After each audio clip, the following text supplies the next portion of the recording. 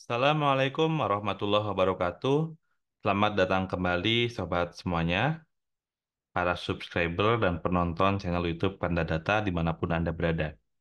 Kali ini kita akan membahas mengenai metode penelitian, terutama teknik sampling. Gini loh cara menerapkan snowball sampling dalam penelitian. Apakah teman-teman pernah mendengar ini? Mudah-mudahan teman-teman sudah pernah mendengar atau bahkan bisa mempelajari ya mengenai teknik snowball sampling. Baik, sebelum kita lanjutkan, saya informasikan kepada teman-teman semuanya, agar tidak tertinggal dengan update video terbaru dari Kanadata, silakan klik subscribe. Oke, di sini kita akan melihat bahwa snowball sampling ini merupakan salah satu teknik sampling pada non-probability sampling, di mana setiap anggota populasi tidak diberikan kesempatan yang sama untuk terpilih menjadi sampel. Lalu, apa itu snowball sampling? Ya, snowball dalam bahasa Inggris ini bola salju. Kenapa dinamakan teknik sampling bola salju? Ya, jadi tentunya snowball sampling ini sangat berguna ya teman-teman semuanya, terutama ketika kamu meneliti populasi yang sulit dijangkau atau memiliki koneksi sosial yang kuat antar anggotanya. Misalkan kita mengamati um, komunitas yang tersembunyi atau kelompok minoritas ya. Jadi ini sangat berguna ya teman-teman ya.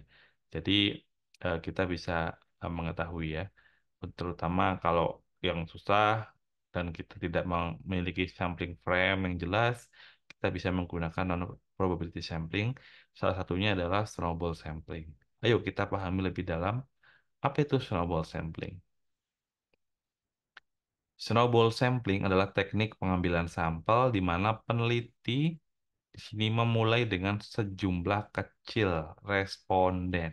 Ya, jadi peneliti kita mulai dengan sejumlah kecil responden atau sampel gitu ya. Oke. Lalu kita meminta responden tersebut untuk merekomendasikan orang lain yang relevan untuk penelitian. Proses ini berlanjut hingga peneliti memiliki cukup data. Jadi dari yang kecil tadi kita akan meminta rekomendasi responden berikutnya yang saling berkaitan ya dengan tujuan riset kita. Dan ini akan terus menggelinding seperti bola salju dari kecil akan semakin besar sampai peneliti memperoleh cukup data yang merepresentasikan dari populasi yang diamati ya. Jadi proses ini berlanjut seperti bola salju ya. Oke. Teknik ini berguna ketika populasi yang kamu teliti sulit ditemukan atau diakses, dan hubungan antar anggota populasi ini bisa membantu peneliti atau kita memperluas jangkauan sampel. Lalu di sini langkah-langkah penerapan snowball sampling. Ini tahap yang pertama adalah tentukan responden awal. Kamu harus menentukan responden awal yang relevan dengan penelitian kamu, ya. Misalnya kamu sedang mengamati pekerja migran yang tinggal di daerah perkotaan atau urban. Kamu bisa memulai dengan beberapa orang yang kamu kenal atau kamu sudah tahu atau bahkan bisa direkomendasikan oleh organisasi tertentu atau dari stakeholder tertentu. Nah, kalau kita sudah memperoleh data-datanya, kita lakukan pendalaman observasi, wawancara, dan pendalaman. Selanjutnya dari responden tersebut, kita minta rekomendasi. Apakah mereka bisa merekomendasikan orang lain yang memiliki karakteristik atau pengalaman sesuai dengan tujuan penelitian kita. Responden baru yang ditemukan ini akan menjadi bagian dari sampelmu ya. Jadi pertama itu tadi kita misalkan taruhlah ada 10. Nah, dari 10 tersebut kita dapat rekomendasi 20 orang misalkan. Jadi kita dapat 20 lagi, 20 tambah 10, jadi 30. Nanti dapat rekomendasi lagi. Bisa-bisa misalkan sampai 200 totalnya. Seperti itu ya. Jadi di sini mengulangi proses berlanjut secara berantai di mana setiap responden baru akan merekomendasikan lebih banyak orang hingga kamu mencapai jumlah sampel yang dibutuhkan. Jadi menggelinding bola saljunya dari pertama kecil, agak besar, sampai besar sekali.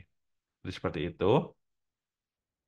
Kemudian pastikan variasi sampel ini juga penting.